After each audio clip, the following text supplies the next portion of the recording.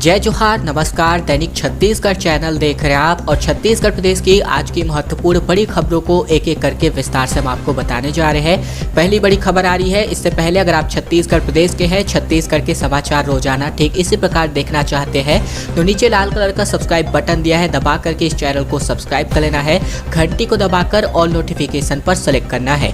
पहली बड़ी खबर आ रही है। छत्तीसगढ़ में ओबीसी और आर्थिक रूप से कमजोर वर्गों की गणना अब मोबाइल ऐप के माध्यम से होने वाली है। 1 सितंबर से इस महाअभियान को शुरुआत होने वाली है। छत्तीसगढ़ राज्य की जनसंख्या में अन्य पिछड़ा वर्ग एवं आर्थिक रूप से कमजोर वर्गों की गणना मोबाइल ऐप के माध्यम से की जानी है। इसके लिए सर्वेक्षण का काम पूरे प्रदेश में 1 सितंबर से प्रारंभ हो रहा है। इस हेतु चिप्स द्वारा CGQDC यानी कि इस नाम का मोबाइल ऐप तैयार किया गया है, जिसे प्ले स्टोर से इंस्टॉल किया जा रहा है। छत्तीसगढ़ क्वांटिफिएबल डेटा के आयोग के सचिव BC साहू के मुताबिक मोबाइल ऐप को इंस्टॉल करने के बाद ऐप में आवेदक को पंजीयन करना होगा। पंजीयन हेतु आधार को इस्तेमाल किया जा सकता है या फिर राशन कार्ड के नंबर को या फिर मोबाइल नंबर के आधार पर लॉगिन किया जा सकता है। लॉगिन के बाद एक प्रपत्र में आवेदन से संबंधित जानकारी, जिसके अंतर्गत नाम, पिता अथवा पति का नाम, वार्षिक आय, परिवार के सदस्यों की संख्या, वार्ड अथवा ग्राम पंचायत, जनपद अथवा जिला आदि की जानकारी भरकर अपलोड करना होगा। अपलोड की गई जानकारी के यहाँ पर संबंधित आवेदक के ग्राम पंचायत, नगर पंचायत अथवा नगरीय निकाय के वार्ड के लिए जो सुपरवाइजर नियुक्त किए गए हैं वो यहाँ पर इसका वेरिफिकेशन करने वाले हैं। अगले महीने छत्तीसगढ़ आने वाले हैं राकेश टिकैत। राज्य में 28 सितंबर को किसान महापंचायत का आयोजन किया जाना है। योगेंद्र, दर्शनपाल, मेधा पाटकर और डॉक्टर सुनीलम का भी आना तय माना जा रहा है। दिल्ली की सीमाओं पर घेरा डाल करके बैठे किसान नेताओं का जमावड़ा अगले महीने छत्तीसगढ़ में होने वाला है। छत्तीसगढ़ किसान मजदूर महासंघ ने 28 सितंबर को प्रस्तावित किसान महापंचायत के लिए किसान यूनियन के प्रवक्ता राकेश टिकैत को आमंत्रित किया है। उनके साथ योगेंद्र यादव, दर्शनपाल, मेधा पाटकर और डॉक्टर सुनीलम का भी आना तय हुआ है। 24 और 25 अगस्त को सिंघू बॉर्डर में आयोजित 2 दिवसीय राष्ट्रीय अधिवेशन में छत्तीसगढ़ के प्रतिनिधि के तौर पर छत्तीसगढ़ किसान मजदूर संघ के महासंचालक, जो यहाँ पर सदस्य नेता तेजराम विद्रोही है, ये यहाँ पर इन्होंने भाग लिया था। साथ ही साथ वो जो महत्वपूर्ण सदस्यगण है वे भी यहाँ पर भाग लेने के लिए गए थे। वहाँ जाकर के इन किसान महापंचायत के लिए इन किसान नेताओं को आमंत्रित किया गया है। बारिश नहीं हुई है, जिसकी वजह से बांध भी खाली हो गए हैं। बंद होगी नहरों से पानी की आपूर्ति, क्योंकि अब बांध में पानी ज़्यादा बच नहीं पाया है। इससे पहले आपको बता दें, इससे पहले न्यूज़ में हमने आपको बताया था कि रायपुर समेत कुल मिलाकर 18 जिले के 44 तहसीलों में आधी बारिश हुई है, जिसकी वजह से सरकार यहाँ पर सूखे की रिपोर्ट मांगने के लिए कलेक्टरों को तलब किया गया है। अल्प वर्षा के चलते किसानों को अब सिंचाई के लिए बांधों पर निर्भर रहना पड़ रहा है, लेकिन यहाँ भी पानी की कमी हो गई है। यदि हालात नहीं बदले तो सप्ताह भर में बांधों से पानी बंद करने की नौबत आ सकती है। ऐसे में किसानों की हालात और भी पतली हो सकती है। आसमान पर रोज बादल छा रहे हैं, लेकिन बारिश नहीं हो पा रही है। ऐसे में मानसून की दगाबाजी से किसानों के पसीने छूट रहे हैं।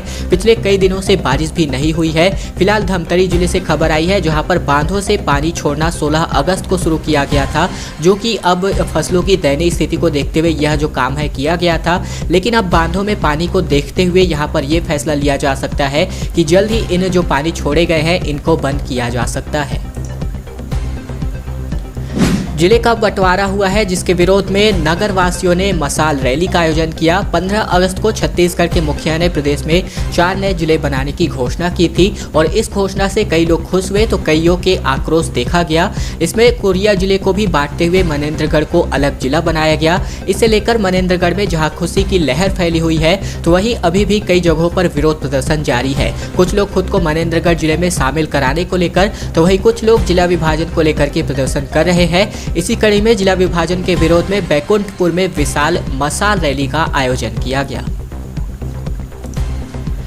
भूपेश बघेल जिंदाबाद के नारे से गूंजा एयरपोर्ट परिसर। रायपुर पहुंचे मुख्यमंत्री ने कहा कि छत्तीसगढ़ मॉडल पूरे हिंदुस्तान को दिखाएंगे। स्वागत के लिए उमड़े समर्थक ने अपनी ताकत दिखाई है। छत्तीसगढ़ की राजनीति में उभरा कांग्रेस का सियासी संकट दूर हो गया है।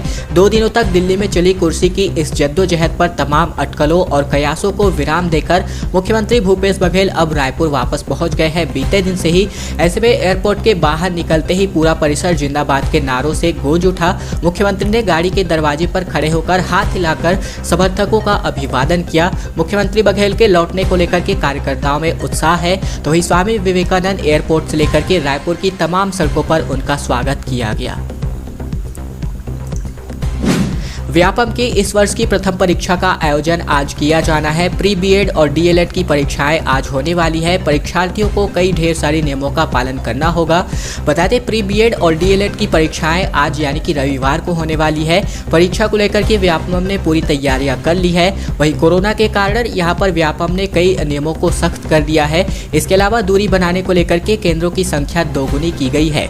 बता दें कि कोरोना के कारण व्यापम 1.5 साल बाद किसी परीक्षा का आयोजन करने जा रही है। ऐसे में अभ्यर्थियों को सख्त से सख्त कोरोना के नियमों का पालन करना होगा। वही नियमों का उल्लंघन होने पर अभ्यर्थियों को परीक्षा से वंचित किया जा सकता है। सर्दी खांसी होने पर जो विद्यार्थी है, परीक्षार्थी है, इनको अलग से हॉल में बैठाया जाएगा। बता दें, प्री डीएलएड के लिए 121 परीक्षा केंद्र, तो वही प्री बीएड के लिए 311 परीक्षा केंद्र बनाए गए हैं रायपुर में। पूरे प्रदेश की बात करें तो यहाँ पर प्रदेश में बीएड की 14,000 और डीएलएड की 6500 सीटों पर भर्ती परीक्षा यानी कि एंट्रेंस एग्जाम लिया जाना है। अब बात करते हैं सर्पदंश के मामलों में बढ़ोतरी की वजह से। बता दें, सांपों ने 22 सालों के दौरान 872 परिवारों की जिंदगी में घोला है जहर। इस साल अब तक 27 लोगों की मौत हुई है, फिर भी कोई भी जागरूकता फैलाने को राजी नहीं है। सिर्फ और सिर्फ जिले की बात करें, जसपुर जिले की, तो जो है जिले में सर्पदंश से मौतों की संख्या में कमी नहीं आ रही है। हर साल बरसात के मौसम में सर्पदंश की कई घटनाओं में कई लोगों की जानें चली जाती है।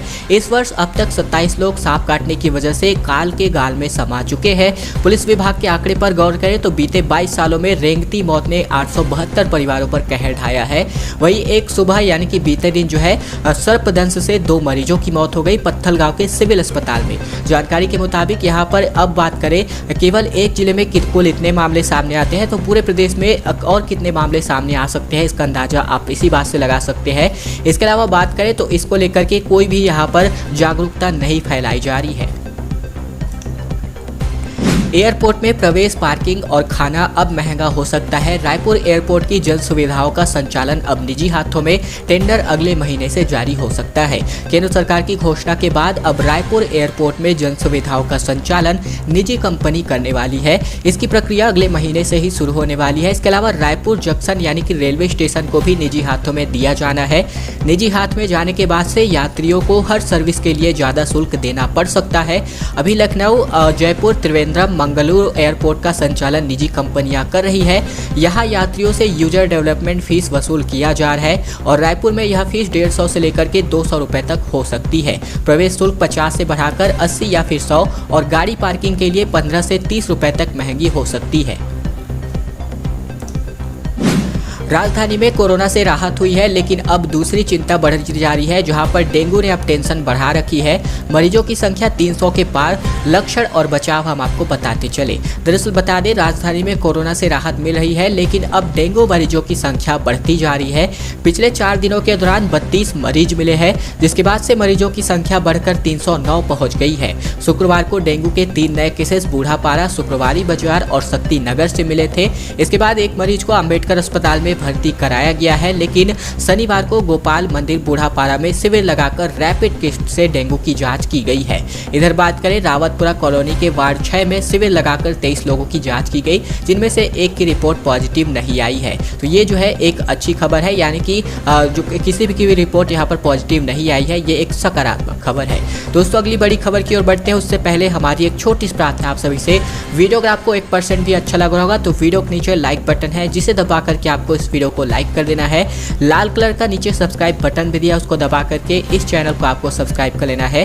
साथ ही साथ घंटी को दबाकर ऑल नोटिफिकेशन को भी आपको सेलेक्ट करके रख लेना है, ताकि प्रतिदिन की महत्वपूर्ण खबरें, छत्तीसगढ़ के समाचार ठीक इसी प्रकार से हम आप तक रोजाना पहुंचा सके। तो ये चैनल को सब्सक्राइब करने का छोटा सा काम आप लोगों को जरूर से कर लेना है।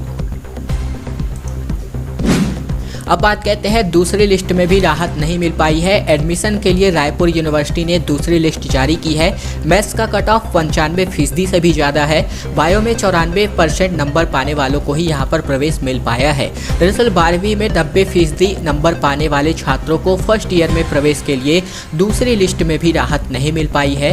BA, BCom, BSc समेत अन्य फर्स्ट ईयर में प्रवेश के लिए शुक्रवार 27 अगस्त को दूसरी लिस्ट जारी हुई है। इसके अनुसार इस बार भी शहर के प्रमुख कॉलेजों में एडमिशन के लिए कंपटीशन ज़्यादा है। पहली लिस्ट की तुलना में मैथ्स व बायो दोनों ग्रुप के कट ऑफ में मामूली गिरावट आई है। वहीं 95% मैथ्स का कट ऑफ गया तो बायो के लिए लगभग 94% कट ऑफ गया। इधर बता दें पहली लिस्ट के अनुसार छत्तीसगढ़ कॉलेज में मैथ्स का कट ऑफ 92.20% रहा। रायपुर लौटे TS सिंहदेव, सियासी तनाव अब भी बरकरार। एयरपोर्ट पर कहा कोई चीज अस्थायी है तो वह परिवर्तन है। बता दें पूरी बात हाईकमान के संज्ञान में, जल्द ही इस पर निर्णय होने वाला है। फिलहाल TS सिंहदेव ने यही बातें कही है। छत्तीसगढ़ में 2.5 साल के मुख्यमंत्री के नाम पर उभरा सियासी तनाव कम होता हुआ नहीं दिख रहा है। मुख्यमंत्री भूपेश बघेल दोपहर ही रायपुर लौटे और वहां समर्थकों ने पूरे तामझाम के साथ उनका स्वागत किया। मुख्यमंत्री ने विक्ट्री साइन बनाकर संकेत दिया कि इस विवाद में उनकी कुर्सी पर कोई खतरा नहीं है। वहीं देर शाम लगभग रात हो चुकी थी। स्वास्थ्य मंत्री TS सिंहदेव भी दिल्ली से रायपुर लौट कर आए और कहा कि पूरी बात हाईकमान के संज्ञान में है, जल्द ही इस पर कोई निर्णय आएगा। हवाई अड्डे पर प्रेस से चर्चा में TS सिंहदेव ने कहा कि हाईकमान से यहाँ के मुद्दे पर खुलकर बात हुई है। पूरे मन से हाईकमान से चर्चा करके उनकी राय और मंशा जानी। पूरी बात हाईकमान से हो चुकी है और अंतिम निर्णय हाईकमान के पास सुरक्षित है। फिलहाल TS सिंहदेव ने यही बातें बताई है मीडिया से चर्चा के दौरान। गुजरात के विधायक उइके महंत और यहां पर कौशिक से मिले। छत्तीसगढ़ और गुजरात की संस्कृति का आदान प्रदान होने वाला है। पर्यटन स्थलों का भी दौरा करने वाले हैं। दरअसल गुजरात के स्पीकर राजेंद्र त्रिवेदी के नेतृत्व में प्रतिनिधि मंडल ने शुक्रवार को राज्यपाल अनुसुईया उइके और स्पीकर चरणदास महंत से मुलाकात की। राज्यपाल ने कहा कि छत्तीसगढ़ के लोग बड़े सहज और सरल है। यह आदिवासी बहुल राज्य है और जिनकी परंपराएं अनूठी है। उनके द्वारा बनाई गई कलाकृतियां पूरे विश्व में प्रसिद्ध है। छत्तीसगढ़ के प्राकृतिक सौंदर्य अद्भुत है। यहाँ पर विश्व प्रसिद्ध चित्रकूट जलप्रपात और अन्य पर्यटन स्थल है। राज्यपाल ने सभी से यहाँ के पर्यटन स्थलों का भ्रमण करने का भी आग्रह किया है। एक बड़ी खबर है, छत्तीसगढ़ में एक बार फिर से डीरेल हुई है एक ट्रेन। 1.5 महीने के दौरान ये लगातार 5वीं घटना है जिसका फुटेज आप इस वक्त देख रहे हैं। साइडिंग के दौरान इंजन के 2 पहिए पटरी से नीचे उतरे। रेलवे ने यहाँ पर जांच के आदेश जारी किए हैं। बिलासपुर में एक बार फिर से ट्रेन का इंजन डीरेल हो गया है। इस बार हावड़ा एंड के नजदीक मौजूद यार्ड में इंजन के 2 पहिए शनिवार दोपहर पटरी से उतर गए। हादसा इंजन के साइडिंग के दौरान हुआ और रेलवे ने इस बार फिर से जाँच के आदेश जारी किए हैं। बिलासपुर रेल मंडल 1.5 महीने के दौरान में ही लगभग डीरेल होने की यह चौथी घटना सामने आई है और तकरीबन 1 महीने पहले बस्तर के दंतेवाड़ा में मालगाड़ी के 7 डिब्बे भी पटरी से नीचे उतर गए थे। इस प्रकार अभी आप जो तस्वीरें देख रहे हैं वो बीते कुछ दिनों यानी कि बीते 1.5 महीने के दौरान जो भी लगातार जो घटनाएं हुई है 5 डीरेल की, उसकी तस्वीरें आप इस वक्त देख रहे हैं। इस प्रकार प्रदेश में कुल मिलाकर 1.5 महीने के अंदर यह लगातार 5वीं दफा है जबकि ट्रेन के डीरेल होने की घटना सामने आई है। अब खबर आ रही है, नक्सली नेता साईनाथ का गंभीर आरोप लगाया गया है। कहा गया है कि प्राकृतिक संसाधनों को बेचने का सीएम ने सौदा किया।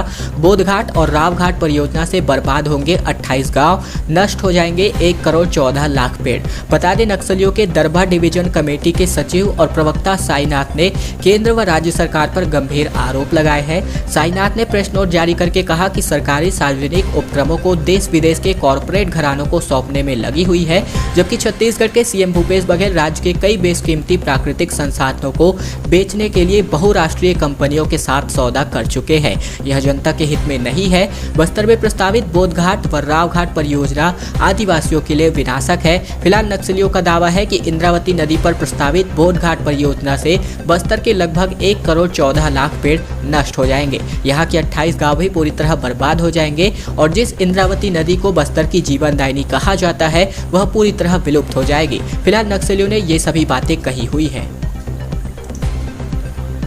अब बात आ रही है छत्तीसगढ़ में कोरोना के, जहां पर 0 डेथ रेट की अब हैट्रिक हो चुकी है। रोजाना मिलने वाले नए संक्रमितों की संख्या भी अब 50 के नीचे आ रही है, जो एक बहुत ही अच्छी राहत वाली खबर है। प्रदेश में बीते 3 दिनों से कोरोना से मरने वालों की संख्या 0 हो गई है। इसके साथ ही 0 डेथ रेट की अब हैट्रिक हो गई है। रोजाना मिलने वाले नए संक्रमितों की संख्या 50 के नीचे पहुंच चुकी है। वहीं जिले के 98 केंद्रों में टीका लग गया है। इधर कोवैक्सीन किसी भी केंद्र में नहीं लगेगा। कोवैक्सीन का समय भी अब नहीं लग पा रहा है दूसरा डोज। फिलहाल ये सभी बातें छत्तीसगढ़ के रायपुर से आ रही है। खैर दोस्तों, आज की खबरों का सिलसिला बस ये तक था। वीडियो अगर आपको पसंद आया होगा तो इस वीडियो के नीचे लाइक बटन है, जिसे दबा करके आपको इस वीडियो को लाइक कर देना है। नीचे लाल कलर का सब्सक्राइब बटन भी दिया है, उसको दबा करके इस चैनल को आपको सब्सक्राइब कर लेना है। साथ ही साथ घंटी को दबाकर ऑल नोटिफिकेशन को भी आपको सेलेक्ट करके रख लेना है। इससे आपको फायदा ये होगा कि हम जो भी प्रतिदिन वीडियो लेकर के आते हैं महत्वपूर्ण खबरों की, छत्तीसगढ़ के समाचार की, सुपरफास्ट समाचार की, वो बिना किसी रुकावट के सीधे आप तक रोजाना पहुंचती रहेंगी।